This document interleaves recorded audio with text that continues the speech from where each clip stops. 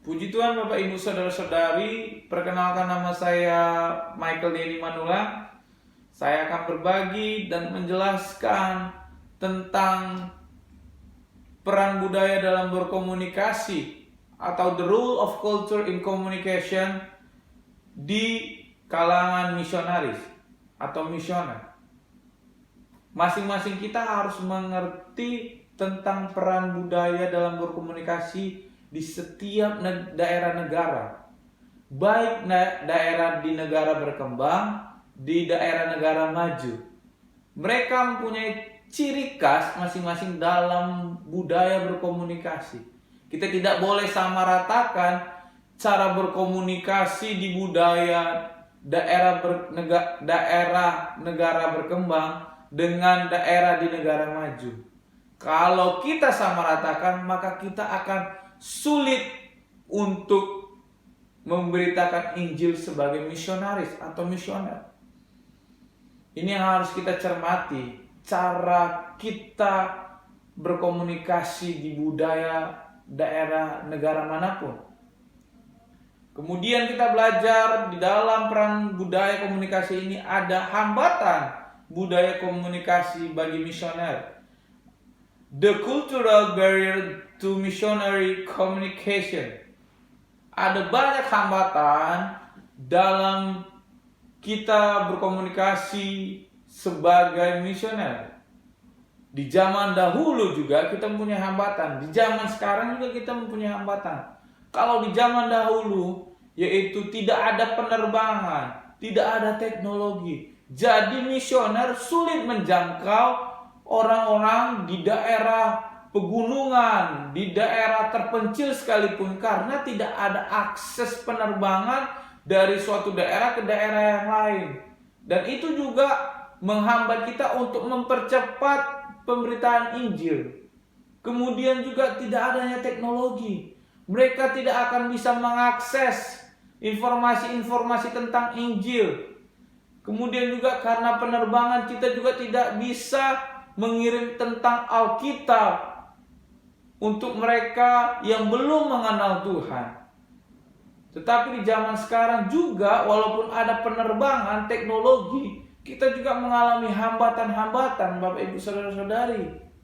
Kita harus juga mengerti, bukan di zaman sekarang juga kita tidak mengalami hambatan. Hambatan sekarang itu ada dua juga, komunikasi material dengan budaya komunikasi non material. Kalau material adalah suatu alat hasil yang diciptakan secara fisik oleh manusia. Kalau non material adalah ide-ide atau gagasan yang berbentuk abstrak dan tidak berwujud fisik. Kalau material itu misalnya orang itu membanding-bandingkan. Zaman sekarang itu hambatan sebagai misionaris adalah, oh ini Alkitab A, Alkitab B. Mereka memperbandingkan, dan itu juga hambatan bagi kita di zaman sekarang. Kalau non material adalah orang masih suka percaya dengan tahayul-tahayul. Itu adalah ide atau gagasan yang mereka percaya dari zaman dahulu. Sehingga di zaman sekarang kita sulit untuk memberitakan Injil ketika itu tidak berwujud fisik, karena itu berwujud gagasan. Dan itulah dibuatnya kita untuk mengerti budaya dalam berkomunikasi, agar orang-orang non-material percaya akan Injil, akan keselamatan. Kemudian adanya retorika ganda dan komunikasi antar budaya, multiple rhetoric and intercultural communication. Saya ulangi, multiple rhetorics and intercultural communication. Retorika adalah menurut bahasa Indonesia komunikasi dengan mempunyai teknik merayu untuk menghasilkan rayuan melalui karakter pembicara. Kita harus mengerti dulu apa arti retorika ini. Dan itu juga penting dalam kita misionaris ini, yaitu adalah kita mempunyai teknik merayu untuk menghasilkan rayuan melalui karakter-karakter kita. Dan kemudian ada komunikasi antar budaya. Kita juga harus mengerti komunikasi antar budaya kepada audiens yang kita ingin tujukan, atau kita akan rayu, atau akan kita kabarkan Injil. Misalnya, Bapak Ibu Saudara, suatu keluarga yang hidupnya adalah mempercayai tentang pohon. Dari dulu nenek moyangnya sampai cucunya zaman sekarang mempercayai bahwa rezeki itu berdasarkan pohon. Dan kita ini harus mengerti budaya-budaya mereka. Bagaimana cara kita sebagai budaya yang sudah mengenal Tuhan dengan budaya mereka yang belum mengenal Tuhan. Ini adalah komunikasi kita antar budaya. Jangan sampai di antar budaya ini kita sampai menghina mereka, tetapi bagaimana cara kita melayu agar dengan pengertian kita agar mereka mengerti tentang Injil, loh, Ibu saudara-saudari.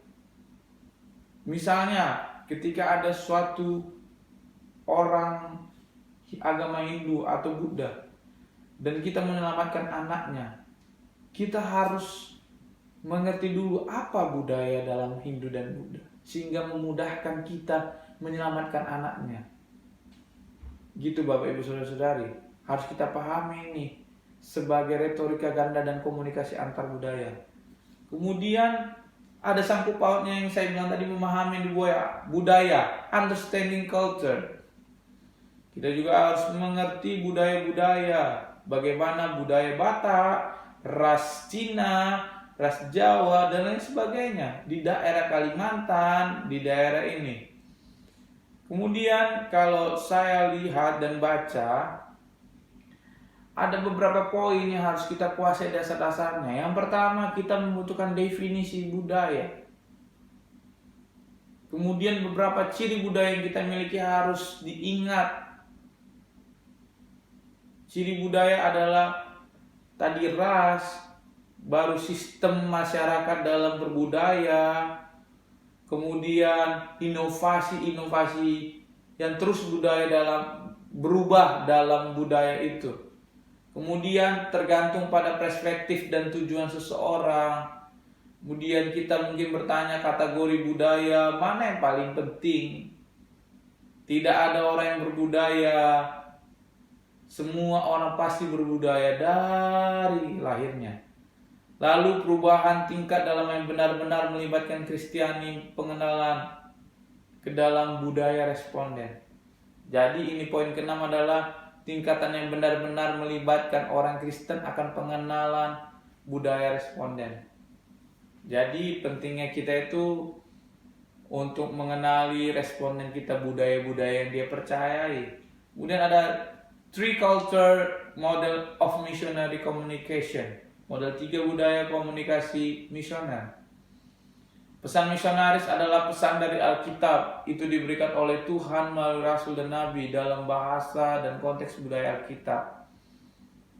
Dan kita sebagai misionaris harus memahami tentang Alkitab dan menyederhanakan bahasa untuk memudahkan orang-orang yang belum percaya.